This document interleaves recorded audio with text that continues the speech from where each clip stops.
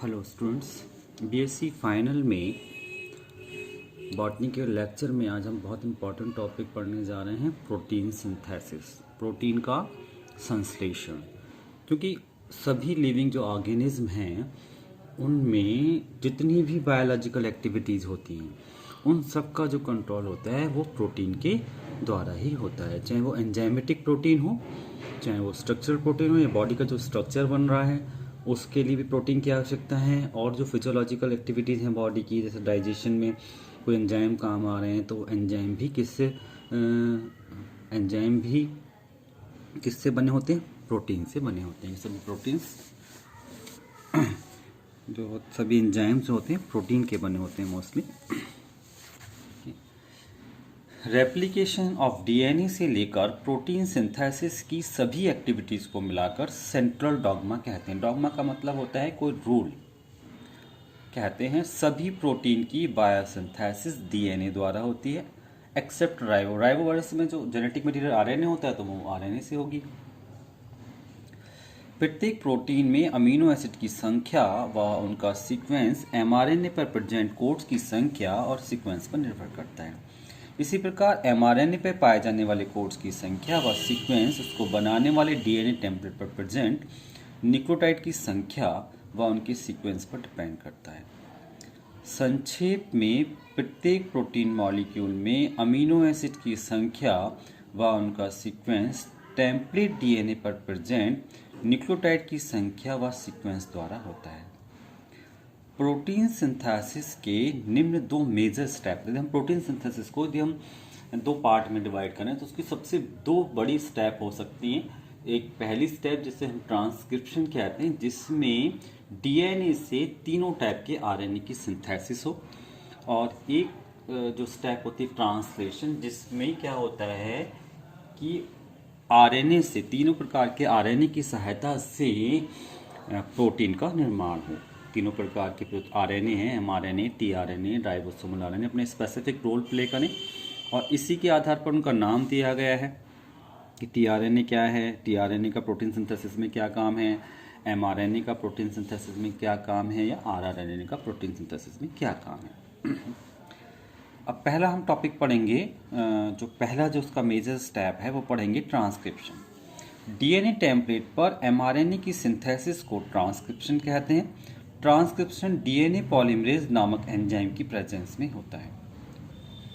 Eukaryotes में तीनों प्रकार के नॉन जेनेटिक आरएनए की सिंथेसिस डिफरेंट टाइप के आरएनए पॉलीमरेज की प्रेजेंस में होती है, जिससे आरआरएनए हेतु आरएनए पॉलीमरेज या उसको A1 बोल सकते हैं, एमआरएनए के लिए आरएनए पॉलीमरेज सेकेंड या उसको B बोल सकते हैं, और टीआरएनए के लिए आरएनए पॉलीमरेज C या उसको थर्ड बोल सकते हैं। जबकि प्रोकैरियोट्स में तीनों प्रकार के जो नॉन जेनेटिक आरएनए की सिंथेसिस होती है वो केवल एक ही आरएनए पॉलीमरेज के प्रेजेंस में होती है। प्रोकैरियोट्स में आरएनए पॉलीमरेज के निम्न दो पार्ट्स होते हैं। यदि हम प्रोकैरियोट्स में देखें, आरएनए जो होता है, आरएनए पॉलीमरेज जो होता है वो निम्न दो पार्ट्स में डिवाइड होता है, या निम्न दो पार्ट्स से मिलकर बना हो सकता है। कोर पार्टिकल नंबर 1 है कोर पार्टिकल। इसमें 5 पॉलीपेप्टाइड चेन होती हैं, जिनमें से 2 अल्फा टाइप होती हैं, एक बीटा डैश टाइप होती है और एक ओमेगा टाइप होती है। एक होती है इसमें सिग्मा चेन। यह पॉलीपेप्टाइड चेन कोर पार्टिकल से मिलकर एक हॉलो एंजाइम बनाती है। इनका अटैचमेंट बहुत वीक होता है। इसका कार्य आरएनए पॉलीमरेज को करेक्ट प्रोमोटर साइट पर पहुंचाना है। हॉलो एंजाइम की करेक्ट प्रोमोटर साइट पर पहुंचने के बाद सिग्मा चेन अलग हो जाती है, और ट्रांसक्रिप्शन का कार्य, जो बचा हुआ कार्य जो होता है ट्रांसक्रिप्शन के बाकी आगे की जो स्टेप होती हैं, जो प्रोसेस होता है, वो केवल कोर पार्टिकल द्वारा किया जाता है। कहने का मतलब क्या हुआ, आरएनए पॉलीमरेज कोर पार्टिकल और सिग्मा चेन से मिलकर बना हुआ है। Core particle main role core particle का है और सिग्मा चेन बाद में डीअटैच हो जाती है, और जो मेन फंक्शन है वो कोर पार्टिकल का है, वो उसको परफॉर्म करती है आगे जाके।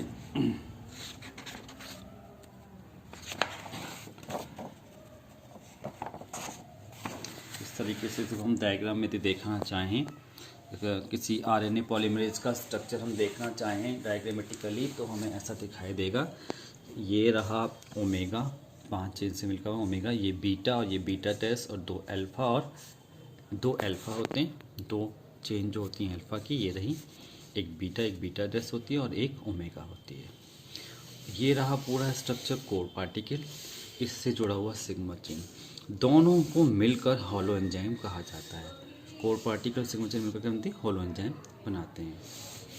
इसका स्ट्रक्चर हो गया, आरएनए पॉलीमरेज का स्ट्रक्चर हो गया। अब देखते हैं कि ट्रांसक्रिप्शन के समय कौन कौन सी पार्ट लेते हैं, कौन कौन से एंजाइम्स या पार्ट्स जो होते हैं एमआरएनए हैं या कौन कौन से फैक्टर्स हैं वो पार्टिसिपेट करते हैं। तो ट्रांसक्रिप्शन यूनिट किस प्रकार तैयार होती है? ट्रांसक्रिप्शन डीएनए के ट्रांसक्राइबिंग डीएनए में निम्न पार्ट्स होते हैं। प्रोमोटर साइट, सबसे पहली साइट जो होती है प्रोमोटर साइट होती है। यह हमेशा एक एंड पर प्रेजेंट होती है। जो एंड होगा वो कौन सा? कोडिंग स्ट्रैंड का 3' एंड होगा। एक्चुअली आरएनए पॉलीमरेज की सिग्मा चेन इस साइट को आइडेंटिफाई करती है और सबसे पहले कोर पार्टिकल और सिग्मा चेन दोनों आकर प्रोमोटर साइट पर अटैच हो जाते हैं। इस प्रकार एक क्लोज प्रोमोटर कॉम्प्लेक्स बनता है। यदि हम इसको क्वेश्चन फॉर्म में दिखाना चाहें तो promoter site plus attached RNA polymerase, arrow देंगे, एरो के बाद जो बनता है वो बनता है क्लोज प्रोमोटर कॉम्प्लेक्स, यानी कि ओपन प्रोमोटर से किस प्रकार क्लोज प्रोमोटर बन जाता है। फिर है इनिशिएशन साइट। यह साइट ट्रांसक्राइबिंग डीएनए की प्रोमोटर साइट के ठीक बाद स्थित होती है। वास्तव में यहाँ से ही डीएनए अणु के दोनों स्ट्रैंड अलग होना प्रारंभ करते हैं। इसकी पहचान भी सिग्मा चेन द्वारा की जाती है। इसकी पहचान भी सिग्मा चेन द्वारा करते हैं, मतलब सिग्मा चेन ही इसको आइडेंटिफाई करेगी। इसके बाद का जो सेगमेंट है वो है transcribing DNA segment. Initiation site से लेकर 5' एंड तक ट्रांसक्राइबिंग स्ट्रैंड के टुकड़े को ट्रांसक्राइबिंग डीएनए सेगमेंट कहते हैं। एक्चुअली एमआरएनए की सिंथेसिस इसी सेगमेंट पर होती है। जो ट्रांसक्राइबिंग डीएनए स्टैंड होगा उस पर ही कोड्स प्रेजेंट होंगे ट्रांसक्रिप्शन के लिए, तो यहीं पर ट्रांसक्रिप्शन होगा, यानी कि डीएनए की जो सिंथेसिस, जो डीएनए से आरएनए की सिंथेसिस होगी वो इसी स्टैंड पर होगी। टर्मिनेशन साइट, यह ट्रांसक्राइबिंग स्ट्रैंड के 5' एंड पर स्थित होती है और एमआरएनए की सिंथेसिस यही समाप्त हो जाती है। एक प्रकार से ये जो रिएक्शन के ख़त्म होने को इंडिकेट करती है। टर्मिनेशन साइट ही मतलब यहाँ पर आरएनए की सिंथेसिस समाप्त हो जाएगी, अर्थात यह एक प्रकार से टर्मिनेटिंग सिग्नल की तरह कार्य करती है। यदि हम इसको डायग्राम में देखें तो ये रहा आपका एमआरएनए पूरा। एमआरएनए पर ये 3' एंड है जहाँ पर प्रमोटर साइट होती है और जहाँ पर आरएनए पॉलीमरेज आकर जोड़ता है। आरएनए पॉलीमरेज का कोर पार्टिकल ये सिग्मा चेन अलग हो जाती है, कोर पार्टिकल अटैच होता है। इसके बराबर में ये इनिशिएटिंग साइट होगी जहाँ से इनिशिएशन होगा, यानी कि जो आरएनए की सिंथेसिस यहाँ से स्टार्ट होगी, यहाँ पर इनिशिएशन कोडॉन प्रेजेंट होंगे और ये यहाँ से यहाँ तक का पूरा डीएनए स्ट्रैंड जो है जो ट्रांसक्राइबल डीएनए सेगमेंट है, क्योंकि यहाँ पर आरएनए की सिंथेसिस के लिए कोड प्रेजेंट होंगे। और एक साइड जो 5' साइट होगी जहाँ पर रिएक्शन ख़त्म हो रही होगी, सिंथेसिस ख़त्म हो रही होगी, वो टर्मिनेशन साइट कहलाती है। तो ये पूरा का पूरा स्ट्रक्चर जो है वो ट्रांसक्रिप्शन यूनिट कहलाएगा, जिसमें promoter site, initiation site, transcribing segment और टर्मिनेशन साइट, ये पूरा का पूरा और ये लगो उससे जुड़ा हुआ आरएनए पॉलीमरेज जिसके कोर पार्टिकल और सिग्मा चेन, ये पूरा का स्ट्रक्चर आपको कहलाता है ट्रांसक्रिप्शन यूनिट। अब बात करते हैं मैकेनिज्म ऑफ ट्रांसक्रिप्शन की। ट्रांसक्रिप्शन की मैकेनिज्म क्या है, ट्रांसक्रिप्शन होता कैसा है, उसकी क्रियाविधि क्या है। यदि हम मैकेनिज्म की बात करें तो यह निम्न स्टेप में कंप्लीट होती है। पहला है अनवाइंडिंग ऑफ डीएनए स्ट्रैंड, क्योंकि किसी भी आरएनए की सिंथेसिस के लिए डीएनए टेम्पलेट पर आरएनए की सिंथेसिस के लिए डीएनए का अनवाइंड होना बहुत ज़रूरी है। सिंगल स्ट्रैंड पर ही टेम्पलेट की तरह कार्य कर सकता है और अपने सहारे आरएनए का निर्माण कर सकता है। आरएनए पॉलीमरेज प्रोमोटर साइट से खिसक कर जैसे ही इनिशिएशन साइट पर पहुंचता है वैसे ही डीएनए के दोनों स्ट्रैंड ओपन होने लगते हैं। इसे ओपन प्रोमोटर कॉम्प्लेक्स कहते हैं। जैसे इसे भी हम इक्वेशन की फॉर्म में यदि देखें तो इनिशिएशन साइट पर जैसे आरएनए पॉलीमरेज जुड़ा तो वो ओपन प्रोमोटर कॉम्प्लेक्स कहलाएगा, और जैसे ही ओपन प्रोमोटर कॉम्प्लेक्स बनाएगा और अनवाइंडिंग स्टार्ट होते ही सिग्मा चेन कोर पार्टिकल से अलग हो जाती है और अकेला कोर पार्टिकल फाइब्रस एंड से खिसकता हुआ कोडिंग स्ट्रैंड की कॉम्प्लीमेंट्री एमआरएनए स्ट्रैंड को 5 to 3 डायरेक्शन में बनाने लगता है, उसको सिंथेसाइज करने लगता है। अब कैसे ट्रांसक्रिप्शन स्टार्ट कैसे होता है, दूसरी स्टेप है beginning of transcription. Beginning of transcription, transcription करते समय आरएनए पॉलीमरेज एक तरफ दोनों स्ट्रैंड को अलग अलग करता है, यानी कि अनवाइंडिंग एक्टिविटी करता है, और दूसरी ओर बाइंडिंग एक्टिविटी करता है, यानी कि जहाँ जहाँ ट्रांसक्रिप्शन होता रहता है तो वो फिर से बाइंड करता रहता है उनको। डीएनए स्ट्रैंड खुले, ट्रांसक्रिप्शन हुआ, और जब ट्रांसक्रिप्शन हो गया तो वो नीचे से फिर उसको बंद करता रहेगा, यानी कि बाइंड करता रहेगा। एक तरफ तो ये बाइंडिंग एक्टिविटी करी और दूसरी तरफ अनबाइंडिंग एक्टिविटी करी, दोनों एक्टिविटी साथ साथ करता है।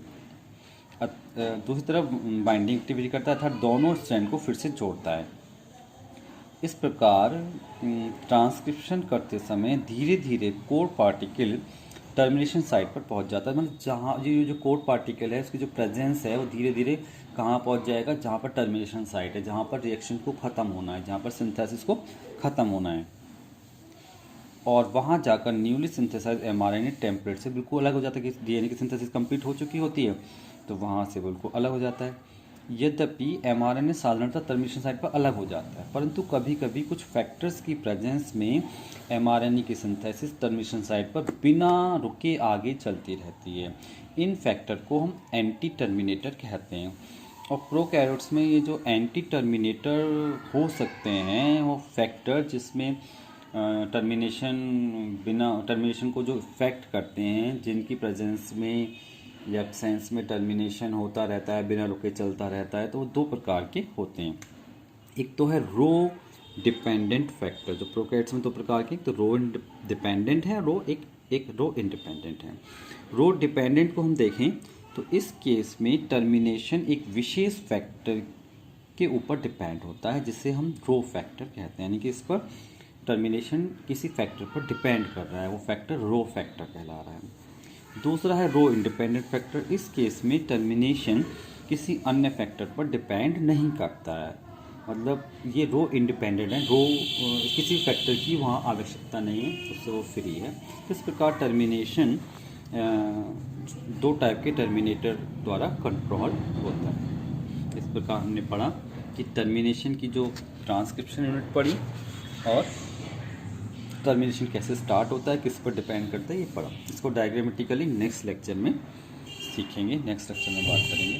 बिगनिंग ऑफ ट्रांसक्रिप्शन, ट्रांसक्रिप्शन करते समय आरएनए पॉलीमरेज एक तरफ दोनों स्ट्रैंड को अलग अलग करता है, यानी कि अनवाइंडिंग एक्टिविटी करता है, और दूसरी ओर बाइंडिंग एक्टिविटी करता है, यानी कि जहाँ जहाँ ट्रांसक्रिप्शन होता रहता है तो वो फिर से बाइंड करता रहता है उनको। डीएनए स्ट्रैंड खुले, ट्रांसक्रिप्शन हुआ, और जब ट्रांसक्रिप्शन हो गया तो वो नीचे से फिर उसको बंद करता रहेगा, यानी कि बाइंड करता रहेगा। एक तरफ तो ये बाइंडिंग एक्टिविटी करी और दूसरी तरफ अनबाइंडिंग एक्टिविटी करी, दोनों एक्टिविटी साथ साथ करता है। दूसरी तरफ बाइंडिंग एक्टिविटी करता है अर्थात दोनों स्ट्रैंड को फिर से जोड़ता है।